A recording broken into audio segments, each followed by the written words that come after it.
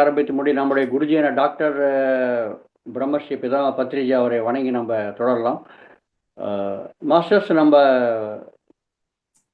கடந்த கடந்த 2 நாட்களாக நம்ம ஒரு தலைப்பு தியானம், பிரமிட் தியானம், நவரத்னங்கிற ஒரு விஷயத்தை பற்றி நம்ம தெரிஞ்சுக்கிறோம். அதில் வந்து முதல் ரத்தினம் என்னன்னாக்கா சுவாசம்தான் குரு.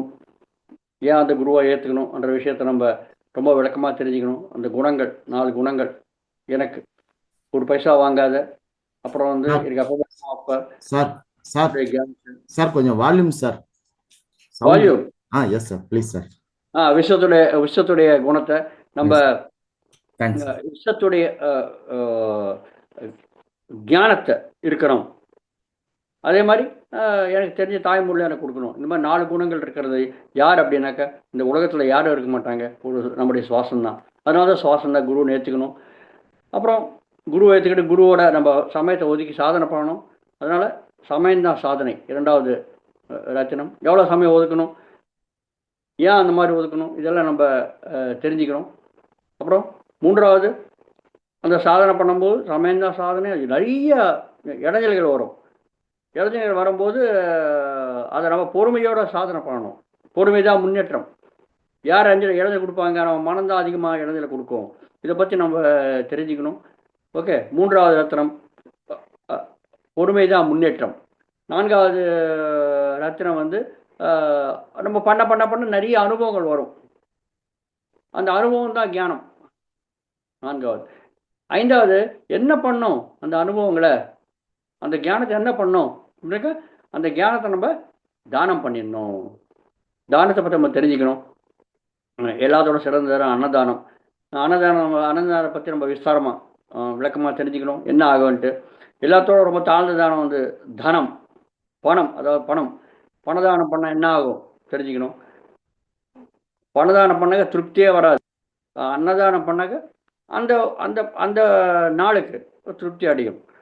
அப்புறம் அதோட சிறந்தது வித்யாதானம். கல்வியை நம்ம தானம் பண்ணாக்க நம்மளுக்கு அந்த வாழ்க்கை சமயத்துலையும் அது உதவும். அதோட எல்லாம் சிறந்த தானம் என்னன்னாக்க தியான தானம். தியானம், ஞானம். இதை நம்ம தானம் பண்ணோம்னாக்க எந்த வாழ்க்கையில் அவங்க பிறந்திருக்காங்களோ அந்த பிறவி இல்லை அவங்க முன்னேறுவாங்க. அது முன்னேற்ற பிறகு இனி அடுத்து பிறக்க போகிற பிறவைகளில் அவங்க இந்த ஞானம் வந்து தொடரும். இன்னொன்று முன்னேற்றத்துக்கு தான் வாய்ப்பு இருக்குது. எத்தனை பிறவைகள் எடுத்தாலும் முன்னேற்றத்துக்கு வாய்ப்பு இருக்குது. அப்புறம் அந்த பிறவை கடைசி பிரிவை ஆக்கிறதுக்கு வாய்ப்பு இருக்குது. இன்னும் அது போல் சொல்லப்போனால் நம்ம மற்றவங்களுக்கு சொன்னாக்க அந்த தானத்தை சொன்னாக்க கொடுத்தாக்க அவங்களுடைய வாழ்க்கையை மாறும். பார்த்தீங்களா? ஸோ சில தானங்கள்லாம் உடனே திருப்தி அளிக்கும், திருப்தி அளிக்காது. அந்த பிறவை வழி வரும். விஜயதானன்றது ஞான தானத்தை நம்ம பண்ணோம்னாக்க நிறைய பேர் அவங்க பிறவைகளை கடைசி பிறவை ஆக்கிட்டு முக்தி அடைகிறதுக்கு வாய்ப்பு இருக்குது. அதனால தான் எல்லா தானத்தோட நம்ம பண்ண வேண்டிய தானம் அதுதான். ஸோ தானம்தான் தர்மம். தர்மம்னாக்க பண்ண வேண்டிய செயல் என்னது, என்ன பண்ணணும், இந்த சமயத்தில் பண்ண வேண்டிய செயல் நம்ம ஞானத்தை தானம் பண்ணணும். நம்மளுக்கு தெரிஞ்சது நம்ம சுவாத்தியாயத்தினால, சஜன சாங்கத்தியத்தினால, அப்புறம் நம்ம தியானம் பண்ணி நம்மளுக்கு நிறைய ஞானம் வருது இல்லையா? அந்த ஞானத்தை நம்ம மற்றவங்களுக்கு கொடுக்கணும். இதுதான் பண்ண வேண்டிய தர்மம். தானம்தான் தர்மம். 5வது. சரி, ஓகே. இந்த மாதிரி தானம் இந்த தர்மத்தை பண்ணிட்டு இருந்தானாக்கா, இந்த மாதிரி தானம் பண்ணிட்டு இருந்தாக்க என்னதான் ஆகும் மாஸ்டர்ஸ்? நம்ம ஒரு விஷயத்தில் என்ன வச்சுக்கணும் என்னன்னாக்கா, நம்ம ஏன் அன்னதானம் பண்ணுறோம், ஏன் இந்த விஜயதானம் பண்ணுறோம், ஏன் இந்த தானம் பண்ணுறோம்? இதோட பின்னாடி நோக்கம் என்ன தெரியுமா? இந்த பின்னாடி நோக்கம் வந்து லட்சியம் வந்து நம்மளுக்கு ஏதாவது நன்மை வரும், அதாவது ஒரு பலனை எதிர்பார்த்து தான் பண்ணுறோங்க இந்த தானத்தை எல்லாத்தையுமே. அன்னதானம் பண்ணுறோம்னாக்கா நம்மளுக்கு இனிமேல் வரப்போகிற பிறவையில் இல்லை இந்த பிறவையில் அன்னத்துக்கு எந்த விதமான குறைவு இருக்காது. அந்த மாதிரி ஒரு பலனை எதிர்பார்த்து நம்ம பண்ணுறோம் இல்லையா? அதனால் பலனை எதிர்பார்த்து பண்ணிங்கனாக்கா என்ன ஆகும்? கர்மா. பலனை எதிர்பார்த்து பண்ணுற செயல் அதுதான் கர்மான்னு சொல்லுவோம். நம்ம என்ன தெரிஞ்சுக்கணும், தானம்தான் தர்மம். ஓகே, நீங்கள் பாட்டுக்கு நீங்கள் அன்னதானம் அது இதெல்லாம் பண்ணிட்டே இருந்தானாக்க அப்போ என்ன ஆகும்? நல்ல கர்மம் சேரும்.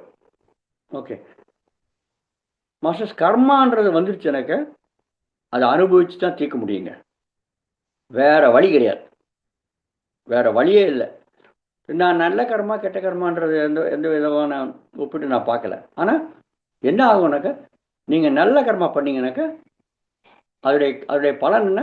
நல்ல பலன். அதுதான் புண்ணியம் சொல்லுவோம்.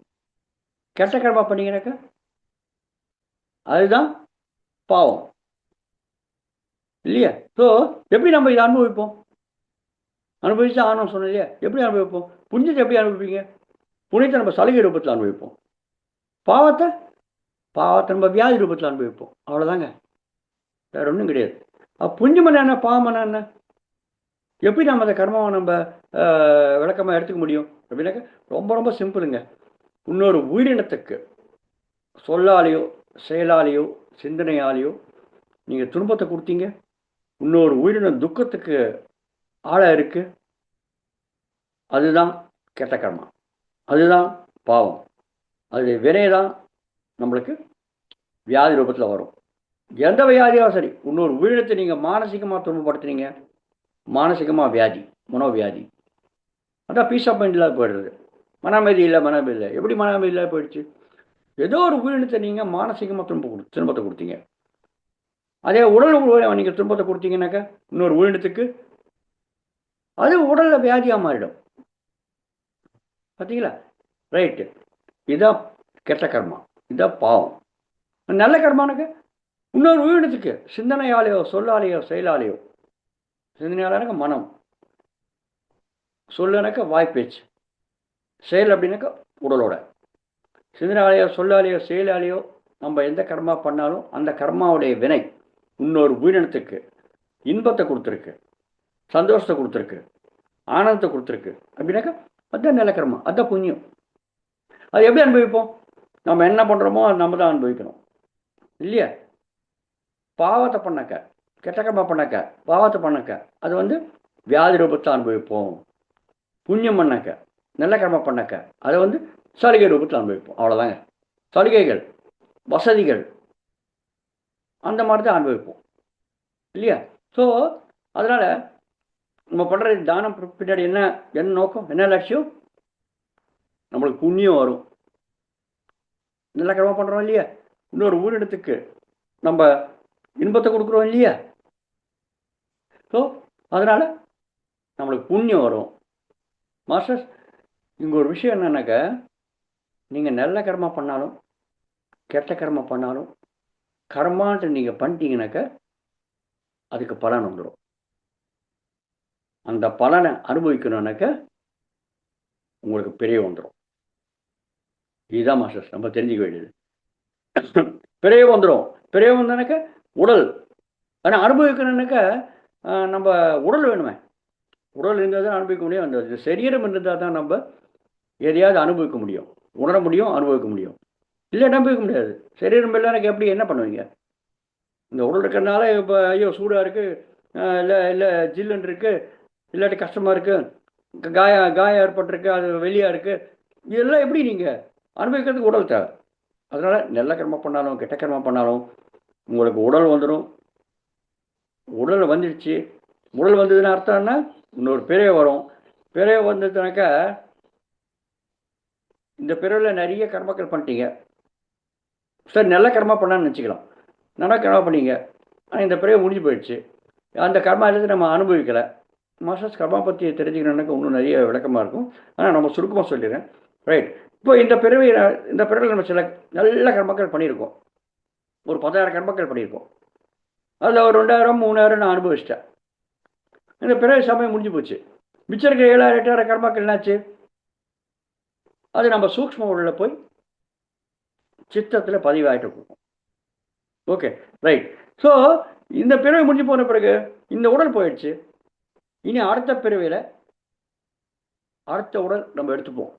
எந்த சமயத்துலேயோ அம்மா அப்பா தேர்ந்தெடுத்துட்டு நம்ம எடுத்துப்போம். எடுத்துன பிறகு இந்த கர்மாவுடைய மிச்சம் இருக்கிற பலன் இந்த 8,000 7,000 கர்மாக்கள் இருக்குல்ல, நல்ல கர்மாக்கள் பண்ணியிருக்கோம் இல்லையா, அந்த 7,000 8,000 நல்ல கர்மாக்கள் பலன் அந்த பிறவியில் சூக்ஷ்ம உள்ள வழியா ஸ்தூல உலகுக்கு ட்ரான்ஸ்ஃபர் ஆகிடும். இப்படி தான் நடக்கும் மாஸ்டர்ஸ். ஓகே. ஸோ இந்த மாதிரி அப்போ அந்த அடுத்த பிறவியில் நல்ல கர்மாவோட பலன் நீங்கள் அனுபவிக்க ஆரம்பிச்சிருங்க. அன்னதானம் பண்ணியிருக்கீங்க 1,00,000 பேருக்கு, இல்லை ஒரு 10,000 பேருக்கு. அது பலன் என்ன இருக்கணும்? 10,000 நாள் உங்களுக்கு அன்னத்துக்கு குறவில்லாத இருக்கணும். அந்த மாதிரி தான் பலன் வரும் நினச்சிக்கலாம். ஓகே. ஆனால் அனுபவிக்கல, அடுத்த பிறகு நீங்கள் போயிட்டீங்க. அடுத்த பிறகு போன பிறகு உங்களுக்கு அந்த பிறகு முழுசாக உங்களுக்கு அன்னத்துக்கு குறவே இல்லாத, நீங்கள் தேட வேண்டிய அவசியம் கிடையாது. ஆட்டோமேட்டிக்காக எவ்வளோ வேணுமோ என்ன வேணுமோ உங்களுக்கு வந்துடும். ஆனால் பிறகு வந்துடும் பாருங்க, உடல் வந்துடும். அப்புறம் அந்த மாதிரி பிறகு வந்த பிறகு அடுத்த பிறவில் நீங்கள் நல்ல கர்மாவே பண்ணுவீங்கன்னு கேரண்டி எங்கே இருக்குது? எந்த கர்மாவது பண்ணலாம் சூழ்நிலை பொறுத்து. ஸோ கண்ணாமண்ணான்னு கர்மா பண்ண ஆரம்பிச்சிருவோம், திருப்பி பிறகு வந்துடும். பார்த்தீங்களா? ஸோ அதனால் மாஸ்டர் நம்மளுக்கு நம்மளுடைய கர்மா மேலே விழிப்புணர்வு ரொம்ப அதிகமாக தேவை. நீங்கள் நல்ல கர்மா பண்ணாலும் கெட்ட கர்மா உங்களுக்கு பெரிய வந்துடும். பெரிய வந்த பிறகு திருப்பி எல்லாம் நல்ல கர்மாக பண்ணிக்கிட்டு கேரண்டி கிடையாது, கெட்ட கர்மா பண்ணுவீங்க. ஸோ திருப்பி பிறவில் சிக்கிப்பீங்க. இந்த மாதிரி கண்ணாமண்ணாட்டு பிறவில் சிக்கிப்பீங்க. எப்போ தான் நம்ம முக்தி அடைவோம்? முக்தி அடையணும்னாக்கா இந்த பிறப்பு பிறவைகள் இந்த பந்தத்துலேருந்து நம்ம விடுபடணும் இல்லையா? ஆனால் வந்துட்டே இருக்க அதெல்லாம் மாஸ்டர்ஸ் நல்ல கர்மா பண்ணக்கூட நீங்கள் தப்பிக்க முடியாது. தானம் தான் தர்மம்.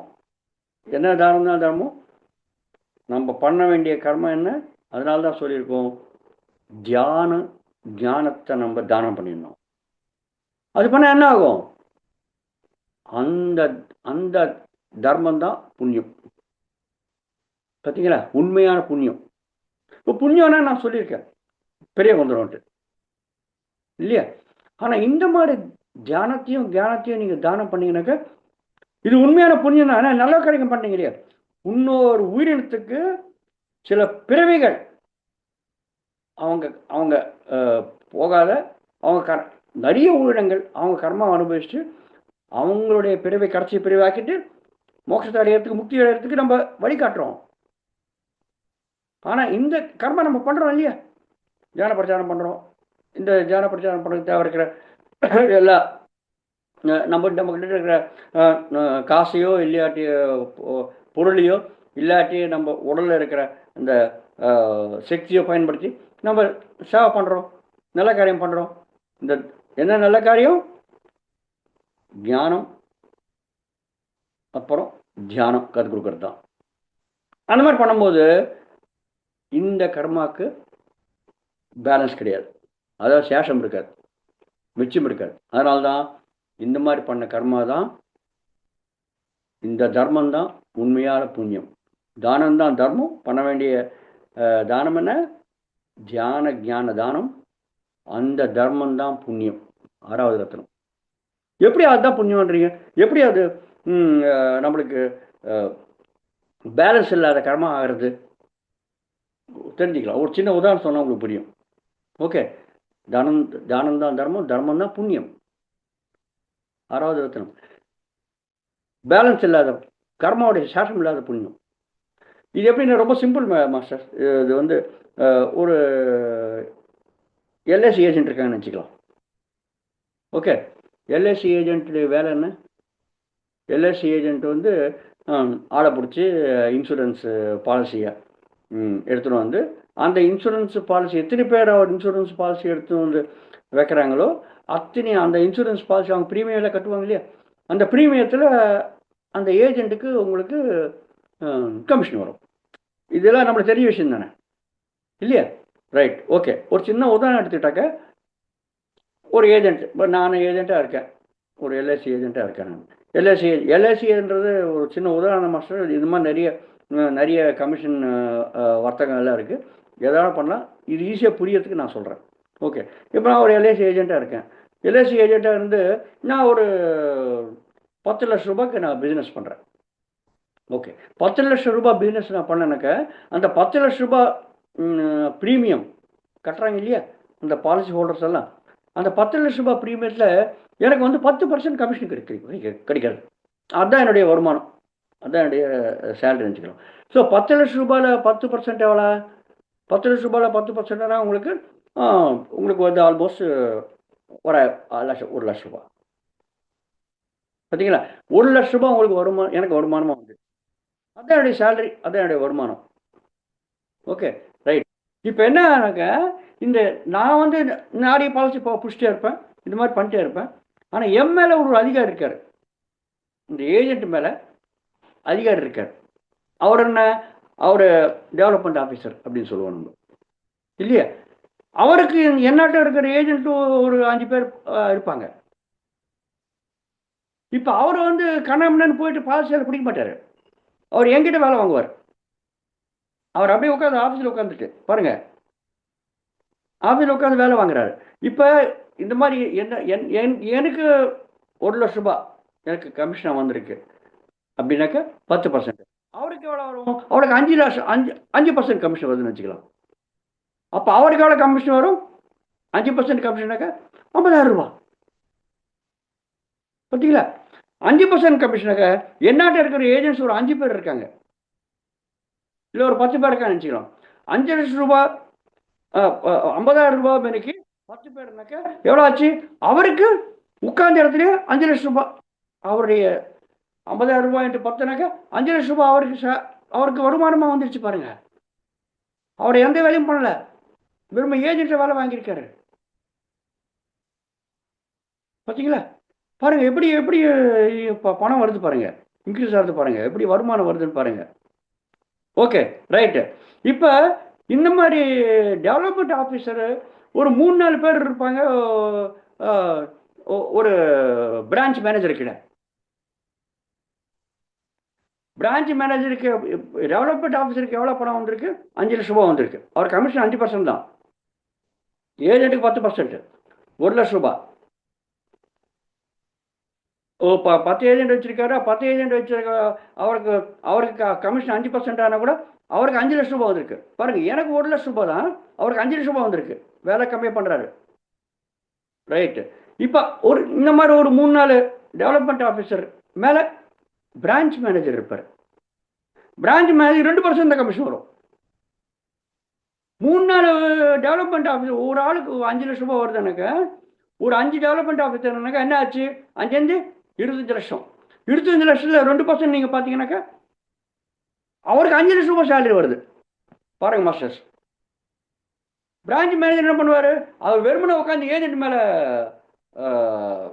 கண்ட்ரோல் பண்ணுவார், அவர் எங்கே போக மாட்டார். அவருக்கு 5,00,000 ரூபாய் பாருங்க டக்குன்னு வருது. பார்த்தீங்களா? ஒரு வேலையும் பண்ணல. அதுமாதிரி பிரான்ச் மேனேஜர் மேலே ஒரு ஜோன் மேனேஜர் இருப்பார், அவருக்கு 1% தான் கமிஷன். ஆனால் இந்த மாதிரி பிரான்ச் மேனேஜர் ஒரு 10 பேர் இருப்பாங்க. அப்போ அவருடைய வருமானம் என்னாச்சு? அவருடைய வருமானம் 15,00,000 ரூபாய், 10,00,000 ரூபாய் ஆயிடுச்சு. பார்த்தீங்களா? ஸோ இந்த மாதிரி நீங்கள் ஏஜென்ட்டுக்கு வர கமிஷனோட, ஆனால் உழைக்கிறது யார்? ஏஜென்ட்டு. ஆனால் இந்த மாதிரி ஏஜென்ட்டு 10 பேரை வச்சிங்கனாக்கா டெவலப்மெண்ட் ஆஃபீஸருக்கு அவர் ஏஜென்ட்டோட அதிகமான வருமானம் வருது. அதே மாதிரி இந்த மாதிரி டெவலப்மெண்ட் ஆஃபீஸர் ஒரு 5 வச்சுக்கினாக்க அதுக்கு மேலே வருமானம் வருது பிரான்ச் மேனேஜருக்கு.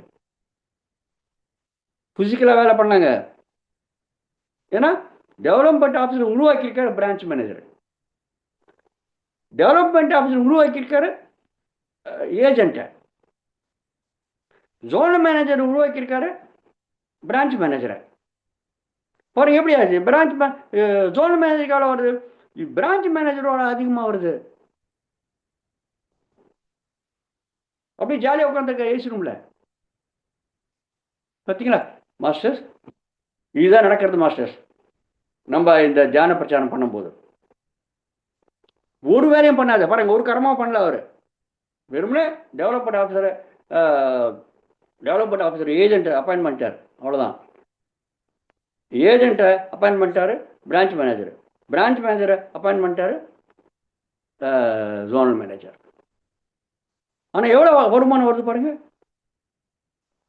ஏஜென்ட்டுக்கு 1,00,000 ரூபாய்னாக்கா நீங்கள் இப்போ ஜோனல் மேனேஜர் நீங்கள் பார்த்தீங்கன்னா ஒரு 10,00,000 ரூபாய் வருது. இதுதான் நடக்கிறது. நம்ம இந்த தர்மம் தான் புண்ணியம்ன்ற ஞான பிரச்சாரம் பண்ணக்க, தியானம் கற்றுக் கொடுத்தாக்க, இல்லை நம்ம தியானத்தை கற்றுக் கொடுத்தாக்க என்ன ஆகுது? நான் ஒரு ஏஜென்ட்டாக இருந்து நான் தியானத்தை நான் கற்றுக் கொடுத்தேன் இன்னொருத்தருக்கு. அப்போ என்னாச்சு? எனக்கு அவங்க பண்ணுற, ஏன்னா அவங்க ஆன்மீகமாக முன்னேறுறாங்க. ஆன்மீக முன்னேற்றம் தான் எல்லாத்தோட அதிகமான முன்னேற்றம். ஏன்னா அவங்க பிறவை கடைசி ஆக்கிறதுக்கு அவங்களுக்கு வாய்ப்பு இருக்குது.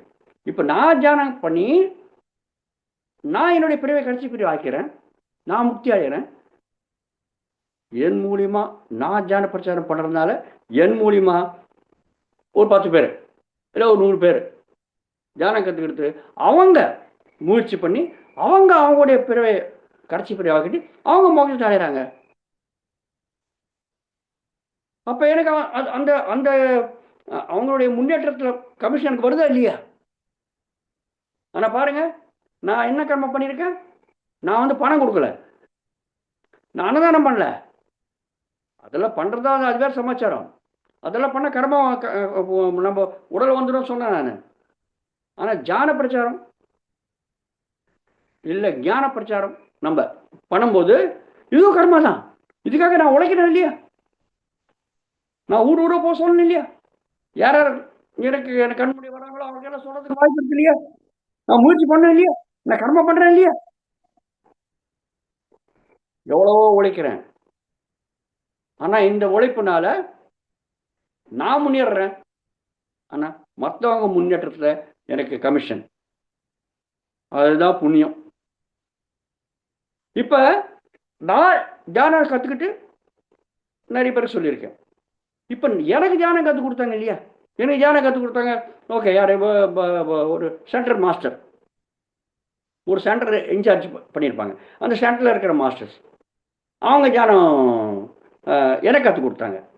நான் மற்றவங்களுக்கு கற்றுக் கொடுத்தேன். இது பிரான்ச் மேனேஜர் ஆட்டம், ஏஜென்ட்டுடைய மேலே இருக்க டெவலப்மெண்ட் ஆஃபீஸர் ஆட்டம். அவருக்கு நான் கற்றுக் கொடுத்த தியானத்தை கற்றுக் கொடுத்தவங்ககிட்டேருந்து எனக்கு பர்சன்டேஜ் போக அவருக்கு 5% கமிஷன் இருக்கு. இதில் புண்ணியம்தான், நல்ல காரியம் பண்ணணும், புண்ணியம்தான். ஆனால் பேலன்ஸ் இல்லாத கர்மாவுடைய பேலன்ஸ் இல்லாத புண்ணியம் நான் பிறகு எடுக்க மாட்டேன். ஏன்னா என்னோட பிறவை கடைசி பிறகு ஆக்கிறேன். நான் யாராவது சொல்கிறேன்னா அவங்கள கடைசி பிறகு ஆக்கிறாங்க, அவங்கள மோட்சம் அடைய பிறகு இனிமேல் பேலன்ஸ் என்ன இருக்குது? பிறகு எடுக்கிறதுக்கு என்ன இருக்குது? ஓகே, என்னுடைய சென்டர் இருக்கிறவர் அவரும் தியானம் கற்றுக்கினார் இல்லையா? எப்படி கற்றுக்கினாரு? அவருக்கு வேற ஏதாவது சொல்லியிருப்பாங்க இல்லையா? அவர் பிரான்ச் மேனேஜர் நினச்சிக்கலாம். ஸோ அவர் மூலியமா சென்டர் வச்சவர் மூலியமா நான், என் மூலியமா மற்றவங்க, இது மாதிரி போய் கடைசியில் எங்கே போகும்? கடைசியில் பத்திரி சார்கிட்ட போகிறதுன்னு நினச்சிக்கலாம். பத்திரி சார் எல்லாம் அவர் மூலியமாக தான் நம்ம வந்திருக்கோம் இல்லையா? இப்போ ஜோனல் மேனேஜர் நம்ம நிறுத்தியிருக்கேன். ஜோனல் மேனேஜர்னாக்கா அந்த அந்த அந்த க்ஷேத்திரத்துக்கு சவுத்து, நார்த்து, ஈஸ்ட்டு, வெஸ்ட்டு எல்லாம் இருக்கு ஜோனல் மேனேஜர். எல்லா ஜோனல் மேனேஜரும் சீஃப் இவருக்கு இல்லையா? சேர்மேன், எல்ஐசி சேர்மேன் பத்திரி சார். அவருக்கு எவ்வளோ கமிஷன் வரும்? அவர் என்ன வேலை பண்ணுறாரு? அவரே ஜோனல் மேனேஜர், இந்த மாதிரி ஜோனல் மேனேஜரில் உருவாக்கியிருக்கு. அவர் அது மேலே உட்காந்துருக்காரு. பார்த்தீங்களா எவ்வளோ வருது பாருங்க. தெரியாது. அவருக்கு 1 கோடி ரூபாய் வரும் அவருக்கு ஒரு வருஷத்துக்கு. எப்படி வருமானம் வந்திருக்கு? அதே மாதிரி இப்போ பத்திரி சாருக்கு எவ்வளோ புண்ணியம் வந்திருக்கும்? அவர் என்ன கர்மா பண்ணியிருக்காரு? அவர் பிறவி என்ன இருக்கு? பிறவி கிடையாது. ஆனால் இந்த பிறவியில் அவர் தியானம் கற்றுக்கிட்டு அவர் தியானம் பண்ணி லட்சக்கணக்கான மக்களுக்கு தியானத்தை கற்றுக் கொடுத்துருக்காரு. அவர் சேர்மேன் ஆட்டம். அது கீழே ஜோனல் மேனேஜர்ஸ், அது கீழே பிரான்ச் மேனேஜர்ஸ், அது கீழே டெவலப்மெண்ட் ஆஃபீஸர்ஸ், அது கீழே ஏஜென்ட், அது கீழே பாலிசி ஹோல்டர்ஸ். அந்த பாலிசி ஹோல்டர் சும்மா இருக்க மாட்டான் இல்லையா? நான் இன்னொருத்தர் தியானம் கற்றுக் கொடுத்தேன், அவன் சும்மா இருக்க மாட்டான். அவன் இன்னொரு 10 பேர் சொல்லுவான். ஏன்னா அவன் அடையிறானே. அப்போ அந்த கமிஷன் எனக்கு வரும். பார்த்தீங்களா, நான் சம்பாதிக்கிற 1,00,000 ரூபாய் இல்லாத அவங்க கமிஷன் கூட எனக்கு வரும். இந்த மாதிரி போயிட்டே இருக்குங்க. ஏன் நான் எல்ஐசி ஆஃபீஸர் சொன்னேன்னா, நம்ம இந்த பணத்தை வச்சு நம்ம கொஞ்சம் கம்பேர் பண்ண ஈஸியாக தெரியும் நம்மளுக்கு. ஆனால் அதெல்லாம் நீங்கள் உழைச்சி சம்பாதிக்கிறீங்க, அந்த பணத்தை வச்சுக்கிட்டு செலவு பண்ணுறீங்க, எல்லாம் நிறைய கடமை பண்ணுறீங்க. ஆனால் இந்த உழைப்புக்கு, இந்த தியானம் கற்றுக் கொடுத்து தியானத்தை பகிர்ந்துக்கிட்ட இந்த உழைப்புக்கு எவ்வளோ கர்மம் பண்ணால் தான் நடக்கும். இது எவ்வளோ பிரச்சாரம் பண்ணுறோம், எவ்வளோ பெருமிடெலாம் கட்டியிருக்காங்க, எத்தனை பேர் நிகழ்ச்சி நடத்துகிறாங்க. இப்போ எவ்வளோ, ஃபார் எக்ஸாம்பிள் எடுத்துக்கோங்க, மகாத்மா பாபாஜி இந்த ஜான் அறக்கட்டளை இருக்கு இல்லையா, இவங்க எவ்வளோ கஷ்டப்பட்டு பண்ணுறாங்க இந்த விஷயத்த. சும்மா பண்ணுறாங்க. பணம் தேவை இருக்கிறது. இப்போ ஜூம் செக்ஷன்லாம் வச்சுருக்காங்க. ஜூம் செக்ஷன் வச்சுருக்காங்கனாக்கா அந்த ஜூம் செக்ஷனுக்கு பணம் கட்டணுமா இல்லையா? எங்கேருந்து வரும்?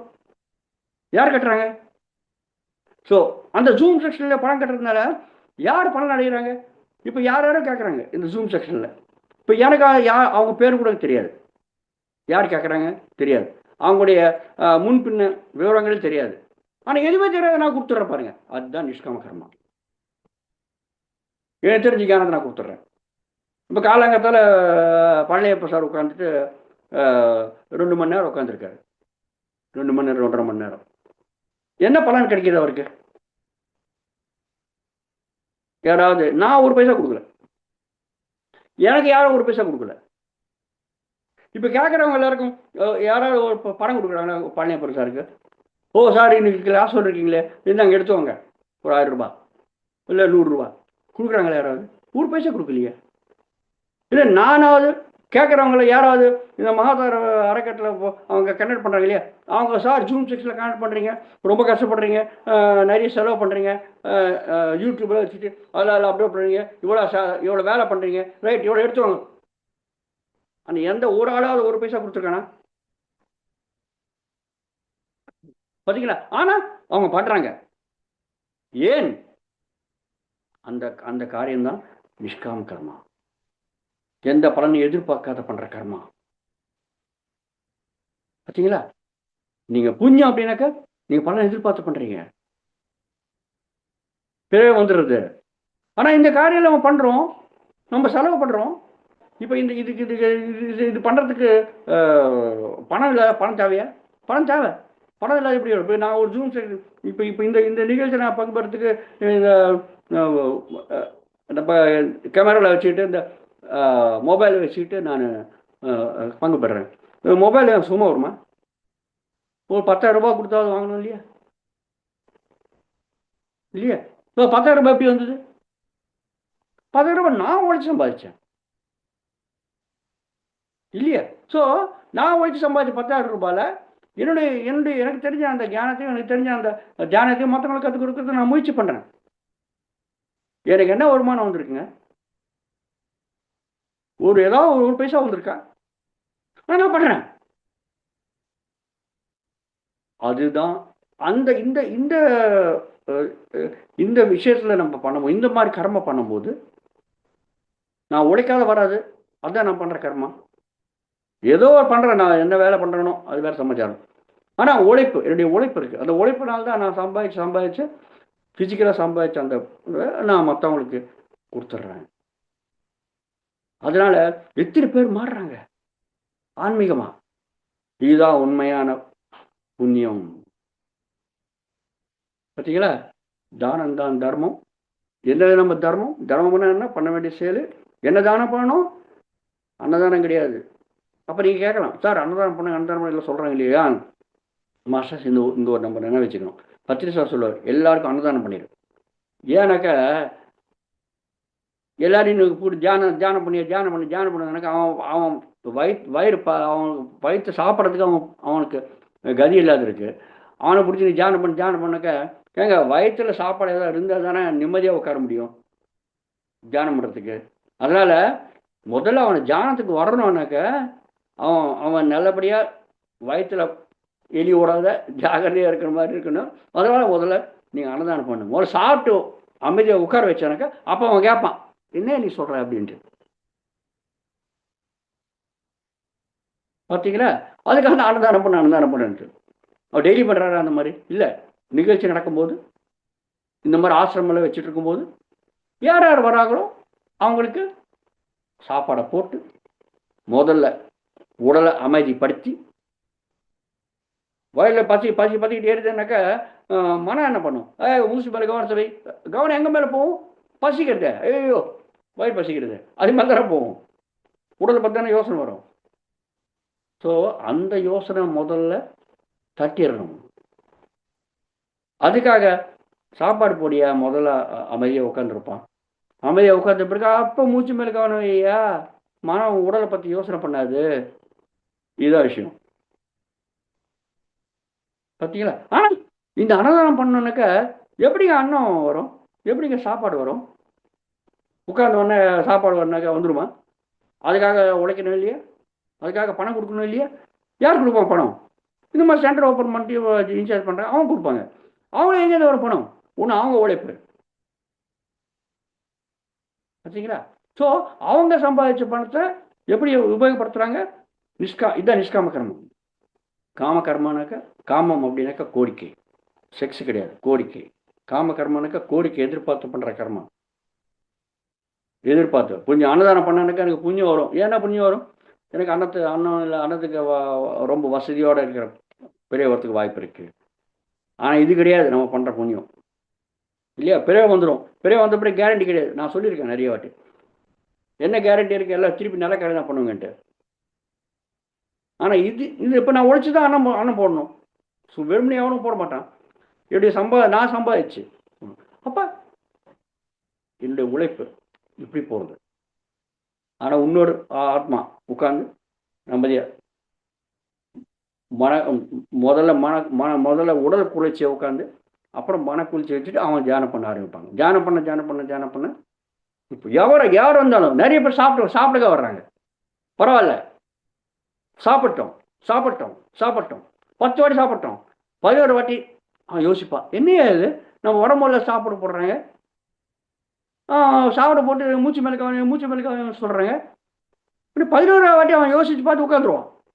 அது பார்த்தாதா நம்மளுக்கு? அதனால்தான் ரொம்ப பொறுமை தேவை. பொறுமை தான் முன்னேற்றம் இந்த விஷயத்தில். அவ்வளோ சீக்கிரமாக யாரும் இந்த தியான வழிக்கு வர மாட்டாங்க. ஆனால் அந்த வழிக்கு நம்ம மற்றவங்கள வர வச்சாதான் அதுதான் நம்மளுடைய உண்மையான புண்ணியம். மற்ற ஆன்மாக்கள் ஆன்மீகமாக வளர்ச்சி அடையிற காரியம்தான், கர்மா தான் நம்ம பண்ணணும். அந்த காரியம்தான் உண்மையான புண்ணியம்.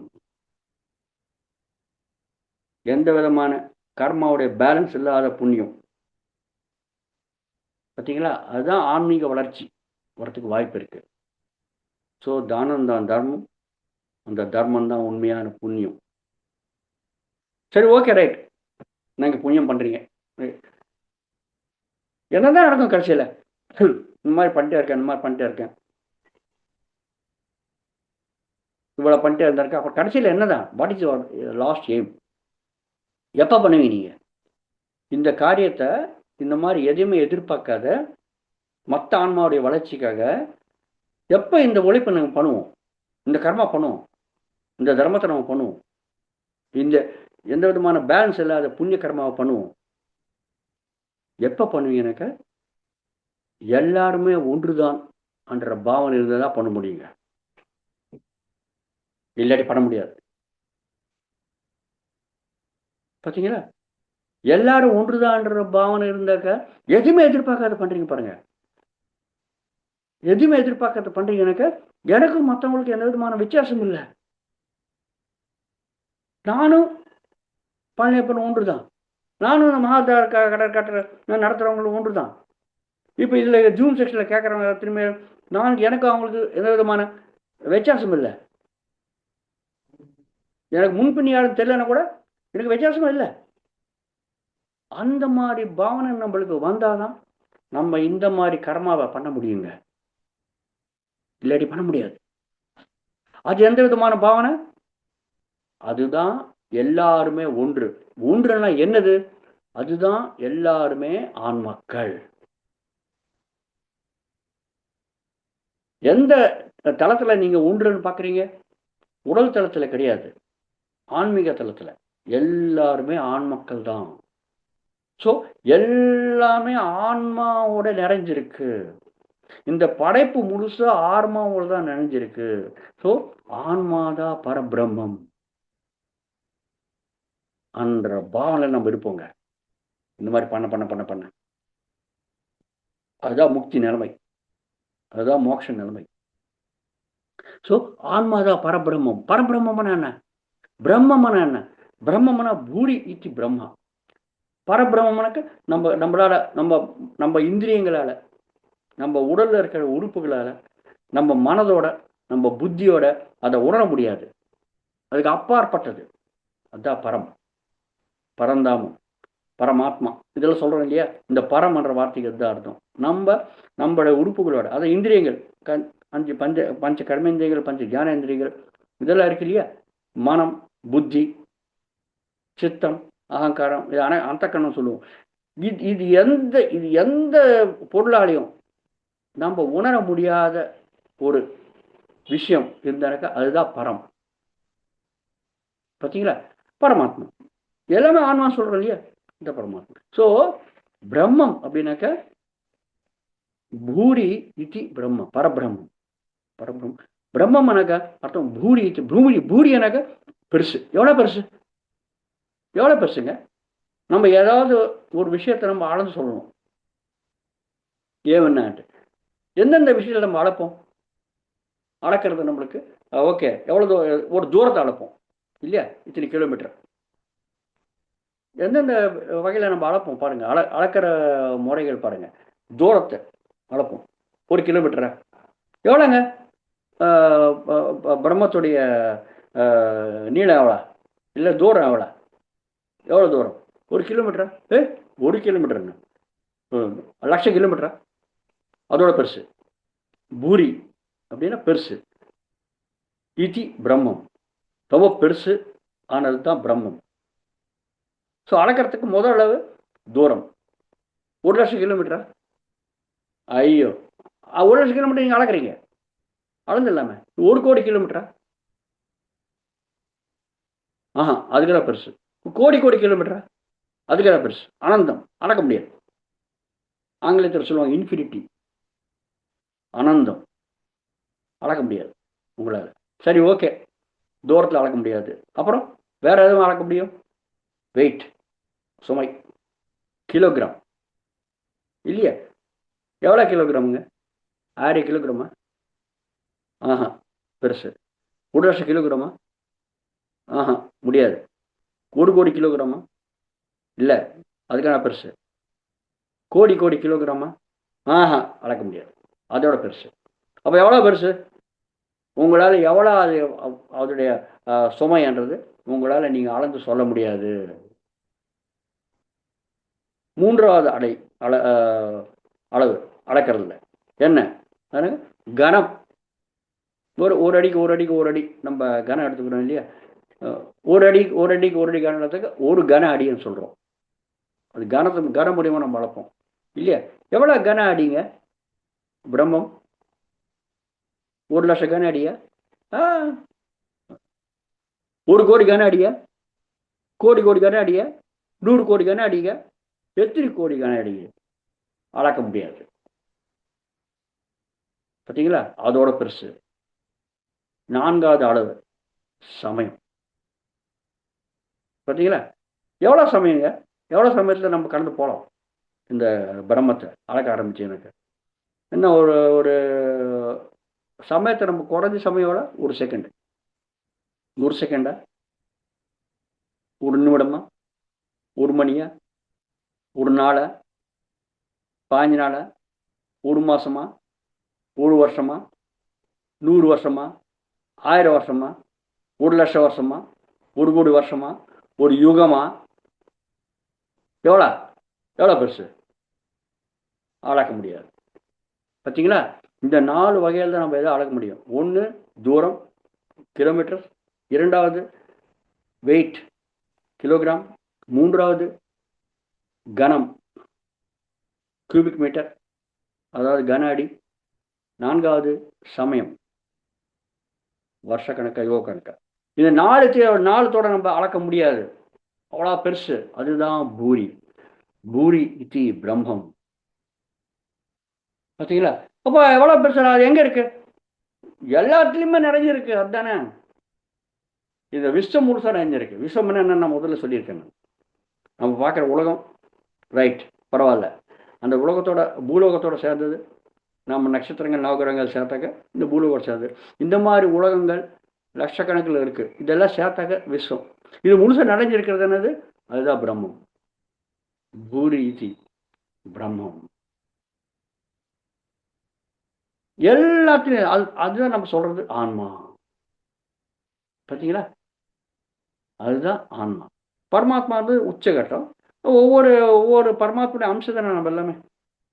நம்ம எல்லாம் அம்சாத்மக்கள். நமக்குள்ள இருக்கிறது அதுதான் பிரம்மன் தான் இருக்கு நமக்குள்ள இருக்கிறது. ஸோ எல்லாமே ஒன்றுதான்ற பாவனை என்னக்கா, எல்லாமே ஆன்மாவுடைய ஸ்வரூபங்கள் தான்.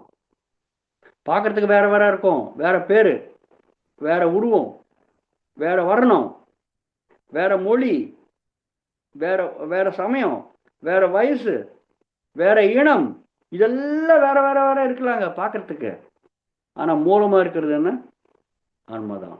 அது இல்லைன்னு வச்சோங்களேன், காலி. அது இருக்கிறவங்க நம்ம சிவம். அது போயிடுச்சுனாங்க நம்ம சவம். என்ன போயிடுச்சுன்னா நம்ம சவம், நமக்குள்ள இருக்கிற ஆற்றல், அது பேர் தான் ஆன்மாங்க. ரொம்ப சிம்பிளா சொல்ல போனாக்க அந்த ஆன்மா தான் பரபிரம்மம். பரபிரம்மனாக்கா எல்லாத்துலயும் நிறைஞ்சிருக்கு. இந்த பாவனை நம்மளுக்கு வந்தாதான் நம்ம அந்த மாதிரி தானம் பண்ண முடியும். தானம் தான் தர்மம். அந்த மாதிரி பண்ற தானத்தினால்தான் அந்த தர்மம் தான் புண்ணியமாகும். இந்த நிலைமைக்கு போவாங்க நம்ம பண்ண பண்ண பண்ண. இல்லாட்டி யார் பண்றோம் எல்லாத்தையுமே? நம்ம உள்ளுக்குள்ள இருக்கிற பாவனை என்ன அப்படின்னாக்கா, நம்ம எல்லா ஆன்மாக்கள் தான் அன்ற பாவனை இருக்கிறதுனால தான் இந்த மாதிரி செயல் நம்ம பண்றோம். நிஷ்காம கர்மம் பண்றோம். கர்மம் பண்றோம். நான் உழைக்கிறேனே, எல்லாத்தையும் சம்பாதிக்காத ஒண்ணு வராத.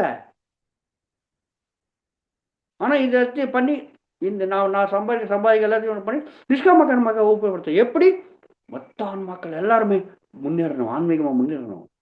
நான் மட்டும் முக்தி அடைஞ்சா பத்தாதுப்பா, அது சுயநலம். எல்லாருமே முக்தி அடையணும், எல்லா ஆன்மாக்களும் முக்தி அடையணும். அந்த பாவனை எப்போ வரும்? எனக்கும் மற்றவங்களுக்கு வித்தியாசம் இல்லை, நான் என்னமோ அவங்களும் அதுதான். அது என்னது? அதுதான் ஆன்மா. ஸோ எல்லாத்தையும் இருக்கிறது அதுதான், எல்லாத்தையும் ஒன்று தானே. பார்க்கறதுக்கு எல்லாருக்கும் வெறுவர கண்ணுக்கு தெரியற பௌதிகமா தெரியற விஷயங்கள நிறைய வித்தியாசங்கள் இருக்கலாம். ஆனா கண்ணுக்கு தெரியாத சூக்ஷ்மமான விஷயம் தான் ஆன்மான்றோம் இல்லையா? அந்த விஷயத்துல, அந்த தளத்துல நீங்க பார்க்கும்போது எல்லாமே ஒன்றுதான். எல்லாத்துக்கும் நினைஞ்சிருக்கிறது அதுதான் பூரீத்த பிரம்மம். அது என்ன? அதுதான் ஆன்மா. அதான் ஆன்மாதான் பரபிரம்மன்ற அந்த தளத்துல நம்ம இருந்து, அந்த நிலைமையில நம்ம இருந்தாதான் இந்த மாதிரி கர்மாக்கள் நம்ம பண்ண முடியுங்க. எதுவுமே எதிர்பார்க்காத. பார்த்தீங்களா மாஸ்டர்ஸ், ரொம்ப ஆழமான சப்ஜெக்ட் இது. சும்மா ஜான் நவரத்னங்கள்ட்ட நீங்கள் நினச்சிக்காதுங்க. நம்ம அஸ்திவாரமான subject pyramid spiritual societies movement, PSSM, அதாவது பிரமிட் ஆன்மீகம் என்ற இயக்கத்துடைய அஸ்திவாரமான ஞானம். பத்திரிசா சும்மா வெறும்னு சொல்லிட்டு போயிட்டாரு. ஆனால் நானாக உட்கார்ந்து எனக்கு தியானத்தில் வந்த இந்த இந்த தெளிவை, இந்த ஞானத்தை நான் உங்களோட பகிர்ந்துக்கிறேன். பார்த்தீங்களா மாஸ்டர்? ஸோ ஆன்மாதான் பரபிரம்மம். இது 6வது ரத்தினம், 6வது 7வது. அதாவது சுவாசந்தான் குரு, சமயம்தான் சாதனை, பொறுமைதான் முன்னேற்றம், அனுபவம்தான் ஞானம், தானம்தான் தர்மம், தர்மம்தான் புண்ணியம், ஆன்மாதான் பரபிரம்மம். 7வது ரத்தினம். பார்த்தீங்களா மாஸ்டர்? இனி அந்த ஆன்மா எங்க இருக்கு? அந்த ஆன்மா எங்க இருக்குங்க? அந்த ஆன்மா யாருக்கிட்ட இருக்கு? அந்த ஆன்மா யாரோட இருக்குனாக்கா, அந்த ஆன்மா நமக்குள்ளதான் இருக்கு. இந்த ஜீவன் கூட தான் அந்த ஆன்மா இருக்கு. ஜீவன் அப்படின்னா என்ன அர்த்தம்? ஜீவன் எனக்கு ஒரு உயிரினம், ஒரு இயக்கத்தோடு இருக்கிற உயிரினம். ஸோ நம்மளாம் இந்த படைப்புல இயக்கத்தோடு இருக்கோம் இல்லையா? இயக்கத்தோடு இருக்கோன்னு அர்த்தம் என்ன? இப்போ கை என்னமா செய்கிறேன், பேசுகிறேன், இதெல்லாம் இயக்கம் தான். இந்த இயக்கத்துக்கு மூலம் எங்கேருந்து வருது? இந்த இயக்கத்துக்கு மூலம் நமக்குள்ள இருக்கிற ஆற்றல். அந்த ஆற்றல் தான் ஆன்மா இல்லையா? ஸோ அந்த ஆற்றல் போயிடுச்சுன்னு வச்சுக்கோங்களேன், அப்போ எதுவும் ஆடாது. இந்த ஆற்றல் இருக்கிறது எல்லாமே ஆடும். இயக்கம் இருக்கும், ஆடும். அந்த ஆற்றல் போயிடுச்சுனாக்கா ஆடல் நின்றும். ஸோ இந்த ஆற்றல் இருக்கிற வழியும் நம்ம ஜீவன் ஜீவிச்சிருக்கோம், வாழ்ந்துட்டு இருக்கோம் இல்லையா? நம்ம வாழ்க்கை இருக்கு இல்லையா? வாழ்கிறோமே, வாழ்கிற கலை தான் ஜீவன். பார்த்தீங்களா? இந்த ஜீவன் இது இருக்கிற வழியும் நம்ம சிவம். சிவமன என்ன? சிவமனாக்க சிவபெருமான். நம்ம கடவுளை நினைக்கிறோம் இல்லையா? கடவுள் தன்மை இந்த ஜீவன் தான். ஸோ இந்த ஜீவன் கூட தான் அந்த சிவம் இருக்கு. அதுதான் அந்த ஆன்மா இருக்கு, அந்த ஆற்றல் இருக்கு. ஸோ அந்த ஆற்றல் இருக்கிற வழியும் நம்ம எல்லா காரியங்களும் பண்ணுறோம். அந்த ஆற்றல் இல்லைன்னாக்க எந்த காரியம் பண்ண முடியாது. அதுதான் சிவபெருமான் பேருக்கு, அவ்வளோதான். நீங்கள் சிவன் இல்லாட்டேன்னா ஹிந்து மதத்தை சொல்கிறான்னு நினச்சிக்காதீங்க. சிவனோ ஜீசஸ் கிறிஸ்டோ இல்லை அல்லாவோ நீங்கள் எதாவது எடுத்துக்கலாம் பேரை. மொத்தத்தில் அந்த ஆன்மா பேர், அவ்வளோதான். ஆன்மாவுக்கு ஒரு பேர் வைக்கிறோம் இல்லையா? ஏதோ ஒரு பேர் வச்சு தான் கூப்பிடணும் இல்லையா? இல்லாட்டி எப்படி நம்ம தெரிஞ்சுக்க முடியாது அதை பற்றி. ஸோ உங்களுக்கு இஷ்டம் இருக்கிற பேர் நீங்கள் வச்சுக்கலாம் அங்கே மொத்தத்தில். ஆனால் இருக்கிறது அந்த ஆற்றல். அந்த ஆற்றல் தான் எல்லாத்தையும், அந்த ஆற்றல் இருக்கிறனால தான் எல்லாத்தையும் பண்ண முடியுது. அந்த ஆற்றல் தான் எல்லாத்துலையும் நிறைஞ்சிருக்கு. எல்லாத்தையும் நிறைஞ்சிருக்கா தான் பரபிரம்மம் சொல்லியிருக்கோம். அதுதான் பரமாத்மா, அதுதான் பரபிரம்மம், அதுதான் ஜீசஸ் கிறிஸ்து, அதுதான் அல்லாஹ், அதுதான் நம்ம நம்ம நினைக்கிற பிரம்மா, விஷ்ணு, மகேஸ்வரன். நீங்கள் என்ன நினைக்கணும்? சக்தி, ஏதாவது பேர் வச்சுக்கோங்க. பேரை பற்றி கவலை கிடையாது. உங்களுக்கு பிடிச்ச பேர் வச்சுக்கலாம். நீங்கள் எந்த பேர் வச்சாலும் மூலமான விஷயம் ஒன்று தான். அதுதான் ஆற்றல், அதுதான் ஆன்மா. ஓகே, ஆன்மான்றது கூட ஒரு பேர். நம்ம அதை பற்றி இதுதான் இந்த விஷயம் தெரிஞ்சுக்கிறதுக்கு நம்ம மொழி தேவை இல்லையா? அந்த மொழியிலே சொல்றதுக்கு ஒரு பேர் வைக்கணும்னு தான் நம்ம ஆன்மா நினைக்கிறோம். பார்த்தீங்களா? ஸோ அந்த ஆன்மா இருக்கிற வழி நம்ம எல்லாத்தையும் நினைஞ்சிருக்கிறோங்க. அதுதான் கடவுளுங்க, அதுதான் தெய்வம். கடவுள்னு அர்த்தம் என்ன? உள்ள கிடக்கிறவன். உள்ள கிடக்கிறவன் அவன் தான் கடவுள். யார் உள்ள கிடக்கிறாங்க? அதுதான் ஆற்றல், அதுதான், அது பேர் தான் ஆன்மா. அதுதான் எல்லாத்துலையுமே இருக்க. வெளியில இருக்கு, உள்ள இருக்கு, எல்லாத்துலையுமே இருக்கு. அது இருக்கிறவங்க நம்ம ஆட்டம் போடுவோம். ஸோ அந்த ஆன்மா தான் கடவுள். அந்த ஆன்மா அதுதான் ஜீவனை கொடுக்குறது, அதாவது வாழ்க்கையை கொடுக்குறது. நம்ம ஜீவிக்கிறோம், அதுதான் தெய்வம். ஸோ அந்த தெய்வம் எங்க இருக்கு? இந்த ஜீவன் கூட இருக்கு. ஸோ இந்த ஜீவன் தான் தெய்வம். அதுதாங்க 8வது ரத்னம். நீங்கள் தெய்வத்துக்கு அங்கே எங்கே போய் தேட வேண்டிய அவசியம் கிடையாதுயா. உயிரோடு இருக்கிற அத்தனை உயிரினங்கள்லையும் தெய்வம் இருக்கு. தெய்வம் இருப்பது எங்கே, அது இங்கே வேற எங்க, இந்த பாட்டில் இருக்கு இல்லையா? பார்த்தீங்களா? ஸோ இந்த ஜீவன் தான் அந்த தெய்வம். இந்த தெய்வம் போயிடுச்சு வச்சுக்கோங்களேன், பணமாயிடுச்சு, தூக்கி இழுத்து போட்டுருவாங்க. ஆனால் இது இருக்கிற வழியும், இந்த ஜீவனுக்குள்ள அந்த தெய்வம் இருக்கிற வழியும் ஜாகிரதையாக பார்த்துப்பாங்க. ஸோ 8வது ரத்னம் இந்த ஜீவன் தான் அந்த தெய்வம். பார்த்தீங்களா மாஸ்டர்? ஸோ எங்கெங்கும் போய் தேட வேணாம், ஓடாதுங்க. எங்கே போய் ஓடுறீங்க நீங்கள்? எல்லாத்துலையும் நினைஞ்சிருக்கிறது உங்களையும் நினைஞ்சிருக்கு இல்லையா? எல்லாத்துலையும் இருக்கிறது உங்களுக்கு கூட இருக்கு. அப்போ உங்களோட இருக்கிறத வச்சுக்கிட்டு எங்கே போய் தேடுறீங்க? எங்கே போய் தேடினா என்ன வரும்? எங்கே போய் தேடினாலும் இதுதான் ஆன்மா தான், பரபிரம்மம், எல்லாம் ஒன்று தான். அந்த பாவனை வருது இல்லையா நம்மளுக்கு? நீங்கள் தியானம் பண்ணி உட்கார்ந்தீங்கன்னாக்க எல்லாம் ஒன்று தான்ட்டு. அப்போதான் இந்த காரியங்கள் பண்ண முடியும். நிஷ்காம கர்மா பண்ண முடியும். நிஷ்காம கர்மான்னு ஏன் சொன்னாக்க, நம்ம அந்த கர்மா பண்றதுக்கு நம்ம உழைக்கணும். ஆனா அந்த உழைப்புனால, அந்த கர்மானால எந்த விதமான பேலன்ஸ் இருக்காது. இதான் தானம் தான் தர்மம், தர்மம் தான் புண்ணியம் தெரிஞ்சுக்கணும். ஸோ இந்த ஜீவன் தான் தெய்வம். தெய்வம் மானுஷ ரூபேணா அப்படின்னாங்க. தெய்வம்ன்றது ஒரு மனித உருவத்தில் தான் வர்றது. மனிதன் அப்படின்னாக்க ஜீவன் இருக்கிறவன் தான் மனிதன். உயிர் இருக்கிறவன் தான் மனிதன். அந்த உயிர் தான் இந்த தெய்வம். அந்த உயிர் இருக்கிறது இந்த உடலுக்குள்ள. ஸோ இந்த ஜீவன் தான் தெய்வம்.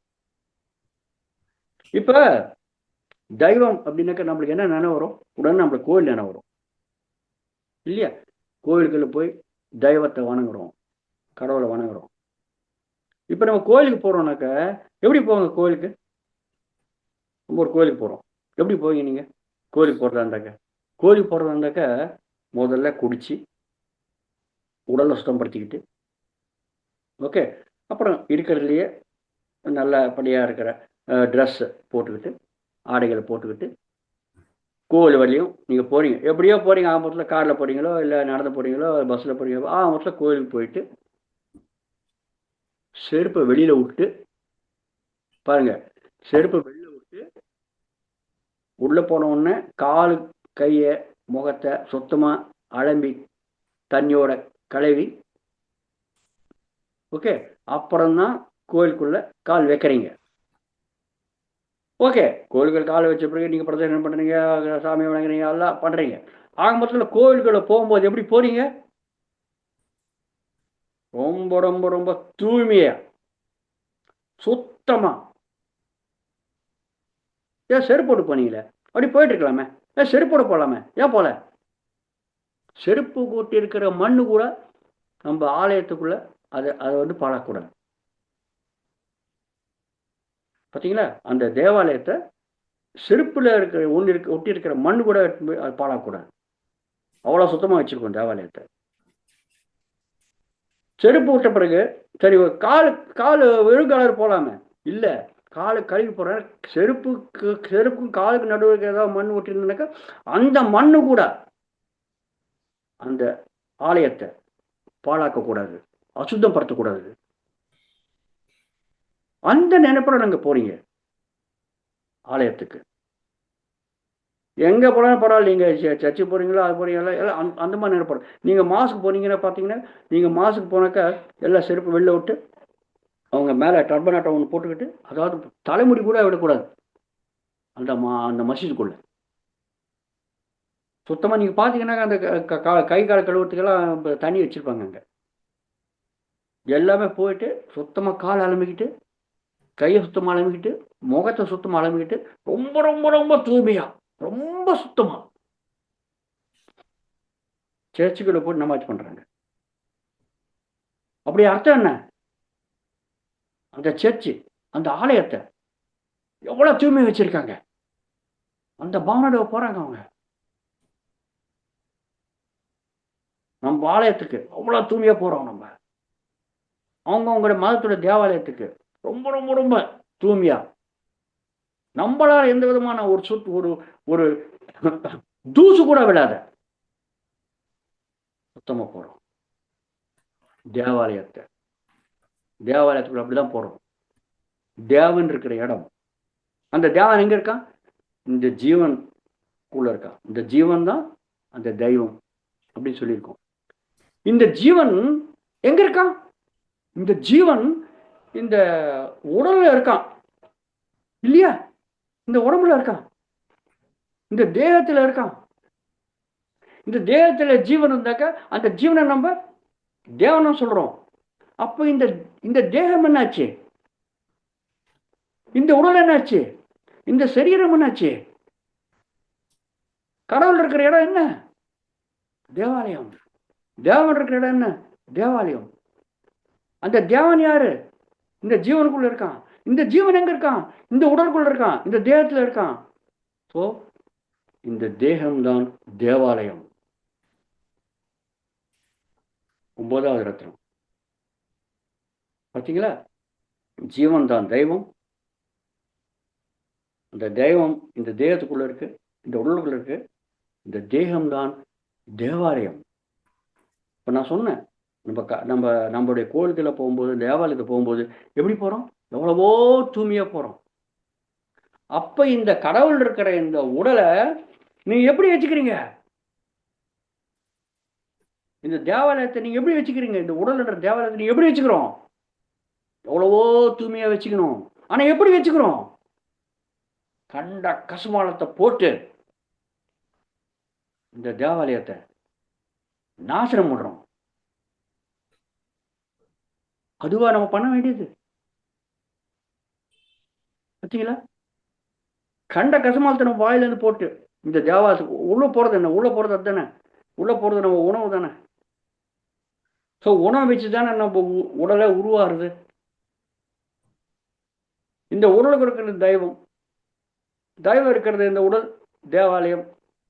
இந்த தேவாலயத்தில் நீங்க போடுற உணவு எப்படி இருக்கணும்? ரொம்ப ரொம்ப ரொம்ப தூய்மையா இருக்கணும், சுத்தமான உணவா இருக்கணும். எனக்கு அதுதானே நம்ம உள்ளே உருவாக்குறது. இந்த தெய்வம் இருக்கிறதுக்கு நிலையம் அதுதானே. இதுதான் தேவாலயமாச்சு. ஸோ நம்ம கண்ணா முன்னான்னு சாப்பிட்ற சாப்பாடு ஹிம்சை பண்ணி இன்னொரு உயிரினத்தை நம்ம சாப்பாடை சாப்பிட்டாக்க அப்போ இந்த உடல் எப்படி இருக்குங்க? நீங்க சாக்கடாக்குறீங்க, கக்கு சாக்குறீங்க இல்லையா? ஸோ இந்த தேவாலயத்தை நீங்க சாக்கடாக்கிட்டீங்க, கக்கு சாக்கிட்டீங்க. எவ்வளவோ தூய்மையா இருக்கிற தேவாலயத்தை. ஸோ மனிதனுடைய உண்மையான உள்ள போட வேண்டிய உணவு சைவ உணவு தான். தாவரங்கள் மூலியமா வந்த உணவு தான் நம்ம உணவா ஏற்றுக்கணும். ஏன்னா தாவரங்கள் தான் இந்த படைப்பிலேயே இன்னொரு உயிரினத்துக்கு உணவா மாறத்துக்கு தகுதி உள்ள ஒரு சிருஷ்டி. பார்த்தீங்களா? அது அந்த நாள் தான் நம்ம இதை பற்றி நம்ம தெரிஞ்சு அது வேற விதமாக கிளாஸ் போயிடும். அது எப்போ சந்தர்ப்பம் கிடைக்குதோ அப்போ நம்ம தெரிஞ்சுக்கலாம். ஓகே. ஸோ ஆனால் நம்ம சிம்பிளாக நான் சொல்கிறேன், சைவ உணவு தான் நம்மளுடைய இந்த தெய்வம் இருக்கிற இந்த ஜீவனான இந்த தேவாலயமான உடலுக்கு நம்ம கொடுக்க வேண்டிய தூய்மையான ஒரு உணவு. நீங்க மற்ற எந்த உணவை நீங்க சாப்பிட்டாலும் இது இந்த தேவாலயத்தை அசுத்தப்படுத்தும். பீ ஓட்டின காலோட நீங்க உள்ள போறீங்க தேவாலயத்துக்குள்ள, அந்த மாதிரி தான் நீங்க இருக்கும். அவ்வளோதான். அவ்வளோ பச்சையா சொல்ல போனேன். ஒரு சாணியாவது ஒரு பீயாவது நம்ம மிதிச்சு அந்த செருப்போட நீங்க தேவாலயத்துக்குள்ள போறீங்க. இதுதாங்க பச்சையா சொல்ல போனாக்க. அவ்வளோதாங்க. பார்த்தீங்களா? அந்த மாதிரியா இருக்கணும் இந்த தேவாலயத்தை. உங்க விருப்பம், நம்ம சொல்ல வேண்டியதான் நம்ம கடமைங்க. அதுக்கு மேலே நம்ம எதுவும் வற்புறுத்த முடியாது. அப்படிதான் இருப்பேன். ஓகே, ரைட்டுப்பா. ஆனால் ஒன்று நினைவு வச்சுக்கோங்க, இன்னொரு உயிரினத்தை நீங்கள் சாவடிக்காத நீங்கள் அதை சாப்பிட முடியாது. நீங்கள் சாப்பிட்டீங்க அது ஹிம்சை. ஹிம்சைனாக்க இன்னொரு உயிரினத்துக்கு துன்பத்தை கொடுத்தீங்க, இன்னொரு உயிரினத்துக்கு துன்பத்தை கொடுத்தீங்க, அது கெட்ட கர்மா. அது கெட்ட கர்மானாக்க அது பாவம். அது பாவம்னாக்க நீங்கள் வியாதியோட அனுபவிப்பீங்க. திருப்பி உங்களுக்கு பெரிய வந்துடும், நீங்கள் வியாதியோட அனுபவிப்பீங்க. நம்மளுக்கு வியாதி வரத்துக்கு காரணமே நம்ம பண்ண பாவ கர்மாக்கள் தான். பார்த்தீங்களா மாஸ்டர்? ஸோ அவங்களுடைய புத்திக்கு விட்டுற வேண்டியது தான். நீ என்ன பண்ணுறியோ எதை பண்ணுறியோ உன் இஷ்டப்பா. பார்த்தீங்களா? ஸோ இந்த தேகம்தான் தேவாலயம். இதுதான் 9வது ரத்தினம். இதுதான் மாஸ்டர் தியான நவ ரத்தினங்கள். சொல்ல வேண்டியது நம்மளுடைய கடமை. நீங்கள் கடன் பிடிக்கிறீங்களோ இல்லை உங்கள் இஷ்டத்துக்கு இருக்கிறீங்களோ அந்த ஆன்மாவுடைய விருப்பத்துக்கு விட்டாச்சு. நம்மளுக்கு பரிபூர்ணமான சுதந்திரம் இருக்கு. நம்ம எந்த வேலையாக பண்ணலாம். ஆனால் நினைவு வச்சுக்கோங்க, நீங்கள் எந்த வேலை நீங்கள் பண்ணாலும், எந்த கடமை நீங்கள் பண்ணாலும் அது தகுந்த மாதிரி பண்ணலாம். நீங்கள் அனுபவிப்பீங்க. திருப்பி பெரிய வந்துடும். கர்மா சக்கரத்தில் சிக்கிப்பீங்க. உங்கள் இஷ்டம். அதனால தான் என்ன பண்ணணும், இதெல்லாம் தெரிஞ்சுக்கணுனாக்க முதல் ரத்தனம் சுவாசம்தான் குரு, அவர் ஏற்றுக்கோங்க. இரண்டாவது ரத்தனம் அவர் குரு சமயத்தை ஒதுக்கி சமயம்தான் சாதனை பண்ணுங்க. அது பண்ணும்போது நிறைய இடர்கள் வரும். பொறுமையோட சாதிக்கணும். பொறுமை தான் முன்னேற்றம். என்ன முன்னேற்றம்? மூச்சு மேல் கவனம் வச்சாக்க நம்மளுக்கு வர்றது எண்ணமற்ற நிலைமை, அதுதான் முன்னேற்றம். பொறுமை தான் முன்னேற்றம். அந்த மாதிரி முன்னேற்றத்தோட நம்ம சாதனை பண்ணும்போது நிறைய அனுபவங்கள் வரும். அனுபவம் தான் ஞானம். அனுபவ ஞானத்தை தெரிஞ்சுக்கணும். ஞானம் என்னென்ன, அனுபவம் ஞானம் என்ன, நம்ம விளக்கமாக தெரிஞ்சுக்கணும். அனுபவம் தான் ஞானம். ஸோ அந்த மாதிரி வர ஞானத்தை நம்ம என்ன பண்ணணும், தானம் பண்ணிடணும். தானம் தான் தர்மம். அதுதான் நம்ம பண்ண வேண்டிய செயல். இப்போ இந்த சமயத்தில், இந்த காலகட்டத்தில் 5வது ரத்தனம் அந்த தர்மம் தான் புண்ணியம். எந்த விதமான கர்ம பேலன்ஸ் இல்லாத புண்ணியம் 6வது ரத்தனம். இந்த மாதிரி புண்ணிய காரியத்தை எப்போ பண்ணுவீங்க நீங்கள்? ஆன்மாதா பரபிரம்மன்ற நிலைமை வந்தால் தான் பண்ணுவீங்க. 7வது ரத்தனம். ஸோ அந்த ஆன்மா எங்கே இருக்கு? இந்த ஜீவனுக்குள் இருக்கு. இந்த ஜீவன் தான் தெய்வம். 8வது ரத்தனம். ஸோ இந்த ஜீவன் இருக்கிற இடம், அந்த தெய்வம் இருக்கிற இடம் தேவாலயம். அதுதான், அது நம்ம உடல் தான். அதுவும் இந்த தேகம் தான் தேவாலயம். 9வது ரத்தனம். மாஸ்டர்ஸ், இதுதான் பிரமிட் ஆன்மீக மன்ற இயக்கத்துடைய அடிப்படையான ஞானமான தியான பிரமிட் தியான நவ ரத்னங்கள். ஓகே மாஸ்டர்ஸ், இந்த வாய்ப்பை கொடுத்த மாவத்தார் பாபா அறக்கட்டளைக்கு நான் நன்றி தெரிவிச்சுக்கிறேன். எனக்கு தெரிஞ்ச, எனக்கு தியானத்தில் வந்த அந்த அனுபவத்தை நான் உங்களுக்கு பத்திரி சார் ரொம்ப சிம்பிளாக சொல்லிட்டார். இந்த 9 வார்த்தைகள் சொல்லிட்டார். ஆனால் விளக்கத்தை நான் எனக்கு தெரிஞ்ச முறையில் உங்களுக்கு நான் சொல்கிறதுக்கு முயற்சி பண்ணேன். அநேகமாக எல்லாருக்குமே புரிஞ்சிருக்கும் நினைக்கிறேன்.